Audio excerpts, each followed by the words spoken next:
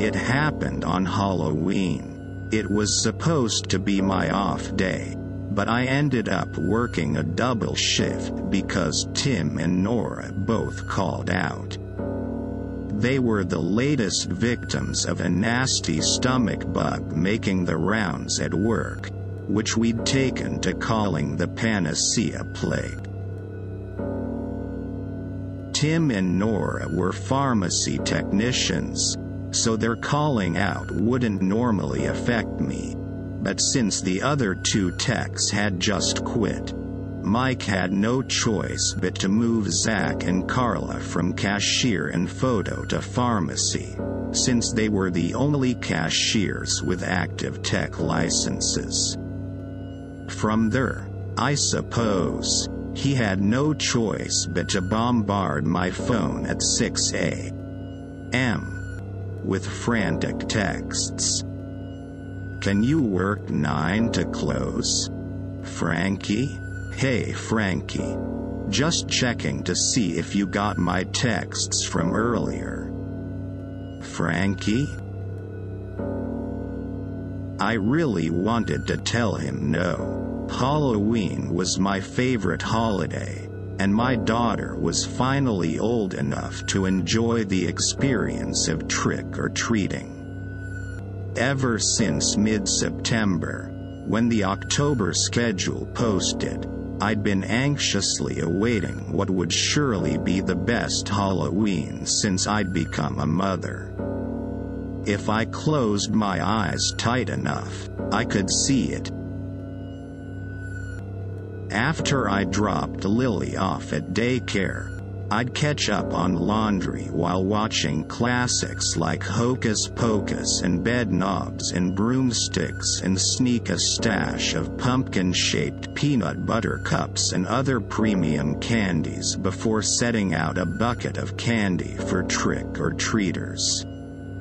That afternoon, I'd surprise Lily's class with cupcakes for snack time, the kind from the grocery store bakery with 2 tall swirls of orange and purple frosting decorated with plastic spider rings. From there, I would go home to change into more festive attire while Lily's dad Drew picked her up, took her to his condo, and helped her get into costume. Then, we'd meet in a neutral neighborhood to trick-or-treat together. As a family, for lack of a better word. But the truth was that I couldn't afford to say no to a 12-hour shift.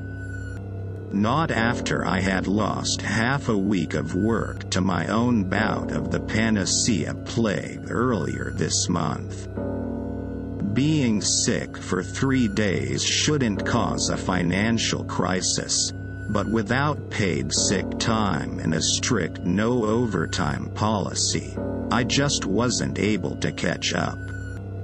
Late fees were rolling in, first on my credit card and then my student loans. I was getting dirty looks from the preschool director when I dropped Lily off at daycare because my portion of her tuition was late. Again. Not for the first time, I considered telling Drew how tight my finances were. I knew that he'd cover the full amount of daycare and give me whatever I needed to get caught up without batting an eye, because he'd done it before. Most recently when I was out of work for almost a month. But I didn't want to take advantage of his kindness, so I texted Mike back, "Sure thing. See you at 9. I dragged myself out of bed and dug through the laundry hamper, on a quest to find the least dirty uniform shirt. I sprayed it down with Febreze, shook out the wrinkles, and hoped for the best as I tugged it over my head and tucked it into my last clean pair of khakis. After I'd gently shaken Lily awake and sent her stumbling bleary-eyed to the bathroom, I began the process of packing my lunch. After a moment of consideration, I pulled out my phone and called Drew. "Hey Frank," he said, picking up after just one ring. "Everything okay?" "Hey, Drew. Yeah. Everything's fine." I cradled the phone between my ear and my shoulder, freeing up my hands to untwist the tie on the loaf of bread. "Sorry to call so early. I hope I didn't wake you." "Nah. I've been up since 4. He stifled a yawn. International sales meeting that could have absolutely been an email. That sounds awful." I cut a banana in half and peeled the yellow skin back so I could slice it into rounds. "I just wanted to let you know that I'm not going to be able to come trick-or-treating tonight." I could feel Drew deflate in the silence that preceded. "What? Why not?" "Mike asked me to come in to work today. We've got several people out with the stomach bug again." As I spread peanut butter on a piece of wheat bread, Lily appeared beside me and shifted her weight into my hip. A 5-year-old's half-hearted, "I'm awake and not happy about it but I love you anyway" brand of hug. She's changed out of her pajamas and dressed herself in black cat leggings and an orange dress featuring a family of ghosts.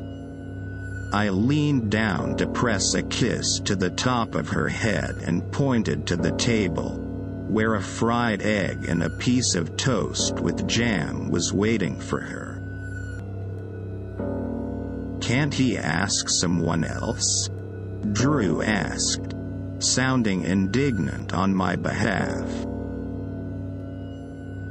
"Not really. There's no one left to ask. Everyone else is sick." Horrified, I realized I was crying, and the choking feeling in my throat was building quickly toward a sob. "This isn't fair." I winced at the unusual sharpness in Drew's voice. "I know. I'm sorry to do this so last minute." "Don't be sorry. I'm not upset with you," he said. "I'm upset for you. I know how much you've been looking forward to this." "Yeah." I swiped at my eyes, knocking hot tears off my face before they could dry and make my cheeks tight and sticky. "Maybe we should just wait until tomorrow. I know several places downtown are doing trick-or-treat events." "No way. I don't want her to miss out on this because of me." "Okay." He hesitated. "Frankie, did you tell him you'd come in because you need the money? Because if that's it, you know I can." "We've talked about this, Drew. I don't want to take money from you unless I absolutely need to. You cover Lily's health insurance, and most of the daycare tuition, and your mom always buys her a lot of clothes when she sizes up. That's all stuff for Lily. I'm asking if you need me to do anything. I care about you too, you know," he said, an edge to his words that wasn't there before. I sighed and pinched the bridge of my nose. This again. The conversation we always talked around but never quite allowed ourselves to have. Drew and I were friends long before we were co-parents. We met during an early orientation week at college, the summer before freshman year, where we and 8 other incoming business majors familiarized ourselves with campus, registered for classes, and debated the eternal question: to rush or not to rush. Both of us, for the record, decided not to rush. It didn't take long to realize that Drew had a crush on me. While the feeling was very much mutual, neither of us seemed eager to change the nature of our outwardly platonic relationship.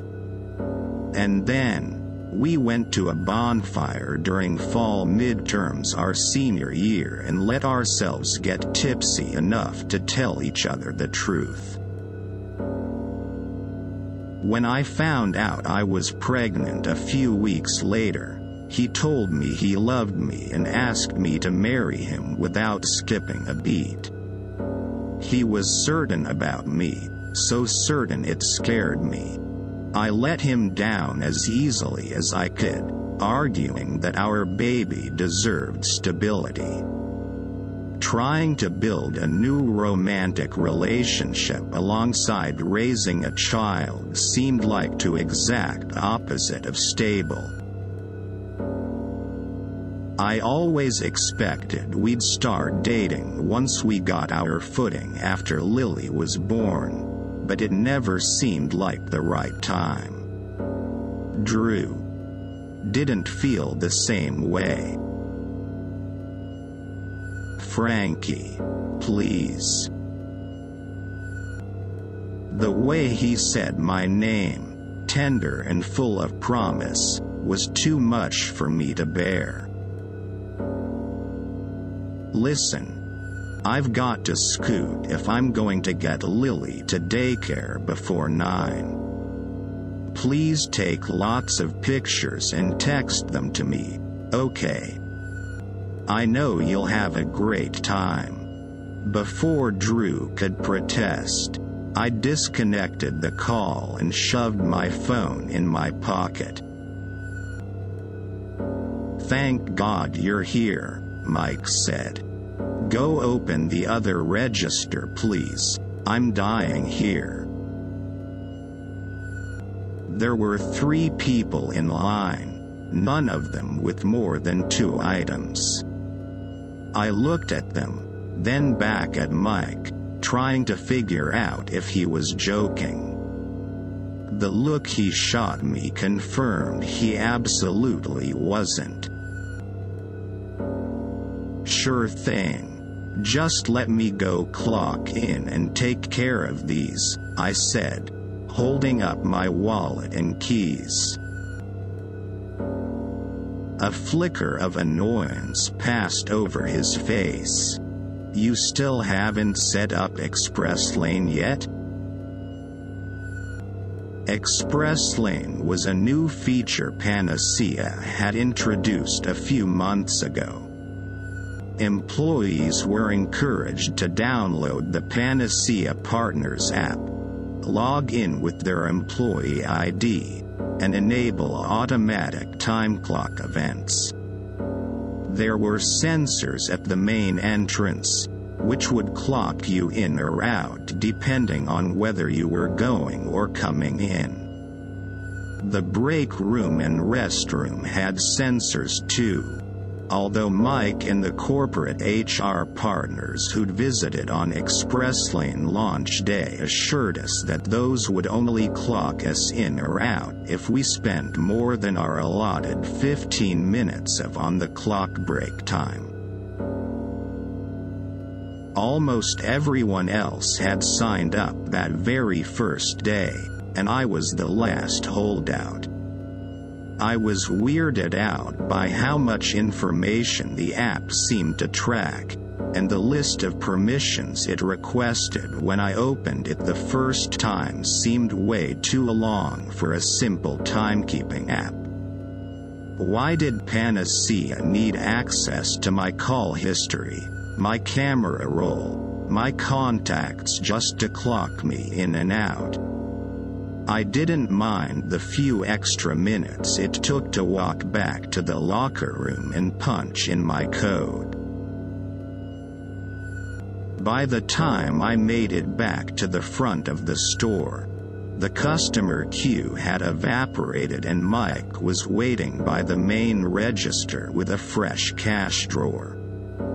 He glared at me as I walked behind the counter. "Took you long enough." He swiped his manager card to sign out and stepped back so I could sign in and swap the drawers. Once I was finished, he handed me a price gun. "Between customers, start marking down all the Halloween stuff by 50%. Candy, costumes, decorations, it's all going on clearance. Should have been done yesterday, but of course it wasn't." He walked away without waiting for a response. "You're welcome for coming in on my only off day," I thought as I grabbed the price gun and headed for the seasonal aisle. I was surprised by how quickly everything Halloween-related cleared out. Before I took my lunch break at 2, all of the costumes and decorations were gone and the only thing that remained was a few bags of B-list candy. Their only selling points seemed to be big and nut-free. I snapped a picture and texted it to Drew once I got settled in the break room. If your condo association changes their minds about trick-or-treating last minute, we still have a few bags. Let me know if you want me to set them aside for you." A response buzzed in almost immediately. "Haha, I don't think I need any more Halloween candy just yet. I'm still trying to work through all the rejects Lily left at my place." I frowned. What was he talking about? Lily had done a little trick-or-treat party earlier in the week at daycare, but she'd only brought applesauce pouches and organic fruit snacks home from that. Maybe this was a joke, one that didn't translate well over texting. I reacted to Drew's message and locked my phone. Unwrapping my sandwich, I noticed in dismay that the bread had molded. Like, really molded. It wasn't something I could have easily overlooked this morning, even if I'd been distracted by the conversation with Drew. These were quarter-sized splotches, dark blue covered in fuzzy white fibers. I swallowed back my disgust and peeled the sandwich open. The slices of banana were slimy and black, just shy of completely putrefied. With a shuddering gag, I tossed the entire thing in the garbage and started scrubbing my hands clean in the sink. Mike poked his head in the break room. "Hey Frankie, you on the clock?" "We'll be in a few minutes." "Good. Once you're back, I need you to help Amy update the seasonal aisle. Inventory and planograms just came in." "And Frankie?" I turned to look at him over my shoulder as I turned the water off. He was peering into the garbage can with a worried expression on his face. "Yeah? You really need to consider setting up ExpressLane, okay?" After Amy and I finished stocking the seasonal aisle with Thanksgiving decorations, I typed out another text to Drew. "Thanks again for being cool with me working on Halloween. I appreciate it."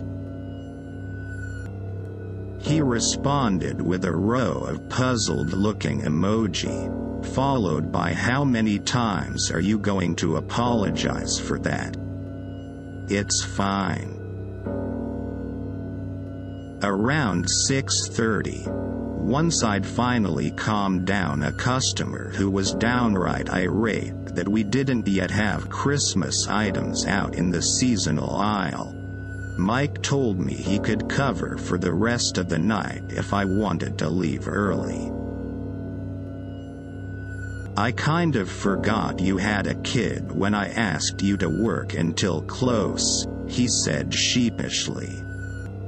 "Carla just reminded me, if you want to try and make it to trick-or-treating." Tears welled up in my eyes. "Oh my God, Mike, thank you.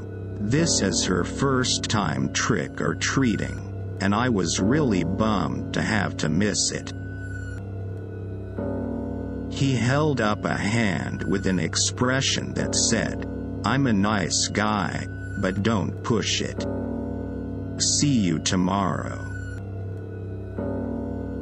I signed out of the cash drawer and handed it over, then walked to the break room to get my stuff and clock out.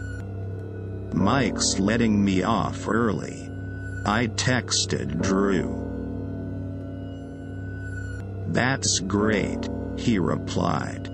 "Too bad he couldn't have let his heart grow 3 sizes on Halloween." I frowned. What was I missing here? Drew's texts hadn't made any sense today. My stomach rumbled and I remembered it had been 12 hours since I last ate. Low blood sugar must have affected my sense of humor more than I realized. Jennifer, one of the pharmacists, was talking to Mike at the cash register when I walked back through the store and toward the main entrance. She furrowed her brow in concern when she took in my bare arms. "Don't forget your jacket, hon," she said. "It's freezing out there." "Oh, is it?" I said with a frown. I thought the overnight low was in the 70s today. "Well, I have a sweatshirt in the car." "Frankie." Mike's face was grave when I looked up at him, and a strange feeling unspooled in the pit of my stomach. "Set up ExpressLane tonight, please." "You don't have ExpressLane yet?" Jennifer's eyes widened. "Yeah, you need to do that." "Okay, well, I'm off to trick or treat with my daughter. See y'all tomorrow." Before either of them could say anything else, I walked through the doors directly into a blast of sleet. "Hey Drew," I said, trying not to sound panicky as I fastened my seatbelt. "So I'm leaving work and it's crazy cold. And stormy.